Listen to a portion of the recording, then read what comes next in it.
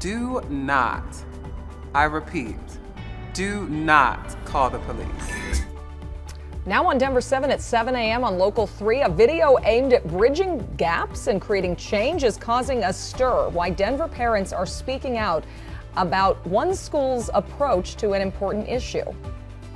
Meanwhile, Jeffco families could learn that they are changing schools soon. Tonight we'll learn which campuses are on the chopping block because of falling enrollment. And you may be waking up with a financial weight lifted after the president announced a plan to forgive student loan debt. We have new reaction overnight.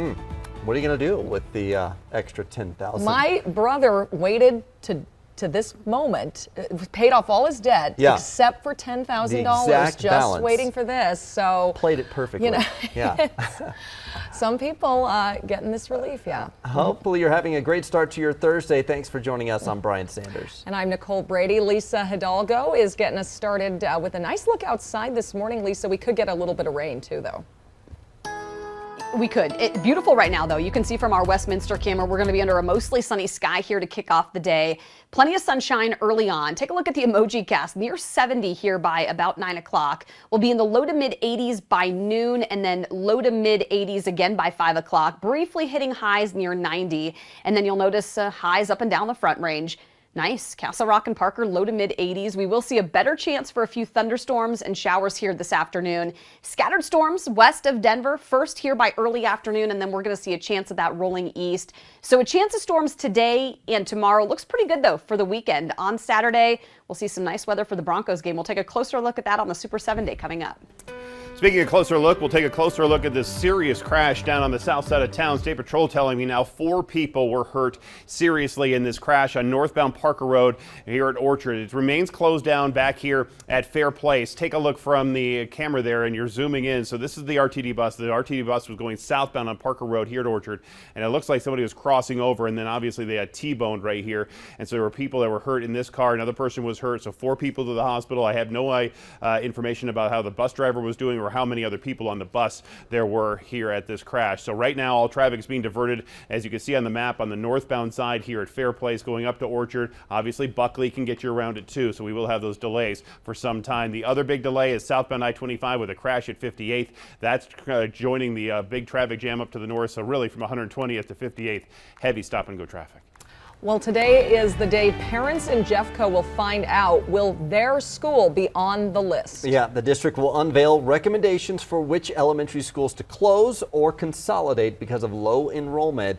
And we know that's an emotional issue, especially if it's in your neighborhood. Yeah, absolutely. Let's bring in Denver 7's Veronica Costa live in Golden, where the school board will meet tonight. And Veronica, the district says these smaller schools just aren't able to provide a quality educational experience anymore.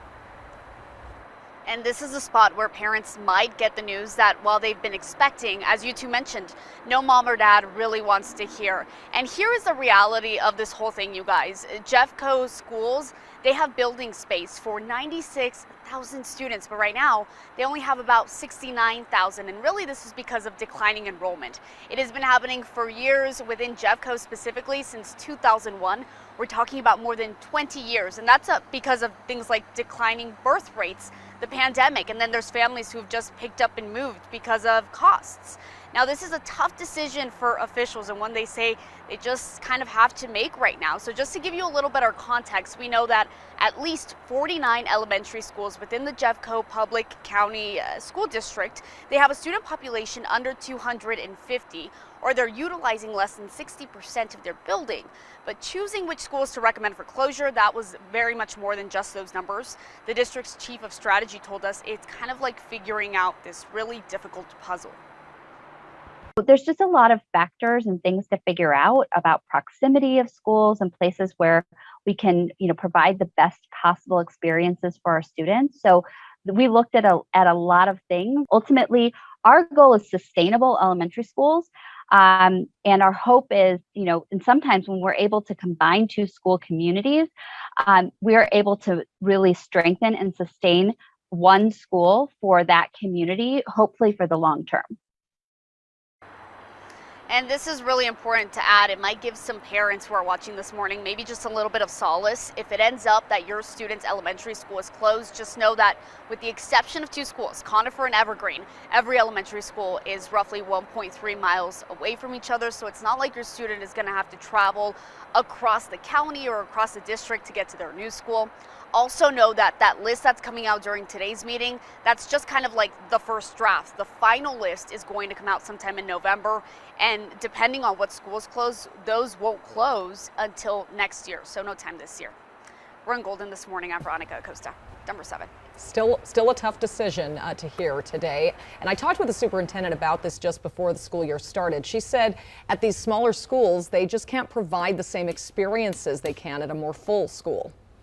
And so if we're able to combine some schools and have a more robust enrollment, then we solve issues like having split grade levels where second and third graders are in a classroom together, where we have part-time enrichment and electives opportunities for students like art, music, PE. Now, unfortunately, district leaders also told me that they are going to have to look at closing middle and high schools as well in the future. For now, it's just those elementaries. We also talked to the Jeffco Teachers Union, who hopes that the district has a plan for teachers and other staff members at the schools they close. Certainly, if they're serving the students in their buildings now and those students are going to go elsewhere, then those students still need the same teachers and they still need the same paras and they still need the same bus drivers that are getting them to their school now. So our hope is that there is some sort of process in place, and they'll work with us in doing that. So in a statement, the Jeffco Teachers Union proposed using the closed campuses in ways that help the community, like turning them into community centers or even affordable housing. Meanwhile, Denver public school teachers have less than a week now till their contract expires. The teachers union wants a raise in line with the rate of inflation, but it comes at a time when budgets are tight. Where would they move money around to make sure that they can pay teachers at the rate of inflation and pay teachers what they deserve? Well, the good news is that yes, while budgets have been constrained over the last few years, this year DPS has received more money from state funding than we ever received in the past 5 years plus. So that amount of increase alone can help. But we've also gotten $200 million of ESSER funds from the government that can help us through with different aspects. So that offsets aspects of the budget. After tonight's negotiations, the two sides will talk one more time next Wednesday, which is the day the contract expires. Turning to higher education, millions of Americans are waking up thousands of dollars or owing thousands of dollars less in debt. Yeah. President Biden is counseling anywhere from $10,000 to $20,000 in student loans for most borrowers. As the plan rolls out, though, some are calling it unfair. ABC's Em Nguyen has new reaction. This morning, financial relief for millions of Americans. President Joe Biden announcing he'll wipe out $10,000 in federal student debt for most borrowers, fulfilling a key campaign promise. The weight was lifted off my shoulders, mostly for my parents because it stresses them out. Loan forgiveness for anyone making less than $125,000 a year or couples making less than $250,000. I feel like it gives a relief for people that actually need it.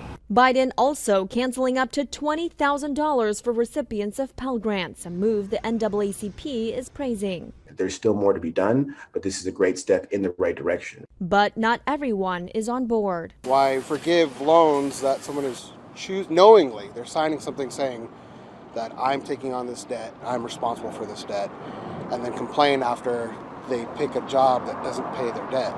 Republicans echoing that sentiment. Senate Minority Leader Mitch McConnell calling it a slap in the face to every family who sacrificed to save for college, every graduate who paid their debt. Other critics say the plan will fuel inflation. The White House, though, quick to compare the plan to the financial assistance loans businesses got during the pandemic, many of which were later granted loan forgiveness. 43 million Americans have federal student debt with an average balance of almost $38,000. A third of them owe less than $10,000. People can finally crawl out from under that mountain of debt. I was telling my coworkers, like, hey, look at this. I'm like free of debt. I'm free of debt. Biden is also extending a pandemic-era pause on federal student loan payments until the end of the year for what he called the final time.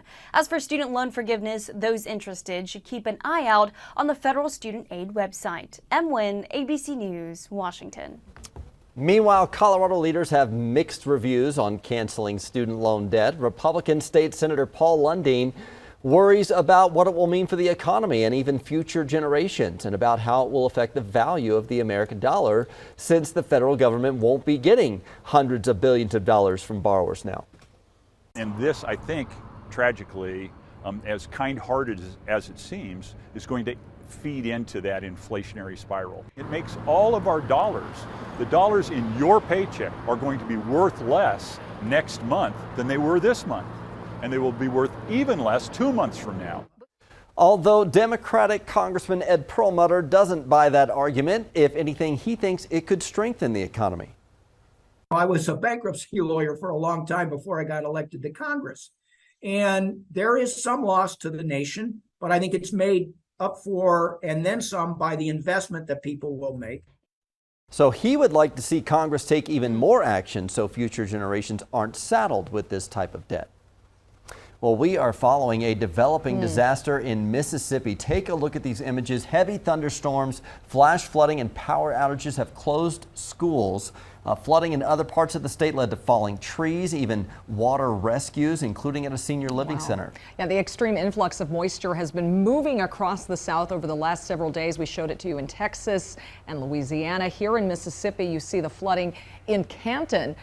Take a look at this, a soccer field. You can see the net there, only about half of it. It's submerged. It looks more like a lake there. All started Sunday. A storm delivered a summer's worth of rainfall in Dallas, Texas, and that led to flash flooding there. The heavy rains then moved east into Louisiana and Mississippi, and unfortunately there is no relief in the forecast just yet. The rain is expected to continue off and on through today. Well, you may be able to hear the cries for candy and costumes. One of the most popular companies for Halloween is gearing up for the season. And it's one small step for man and a giant leap for Colorado, how our beloved state will now play a larger role in future space exploration.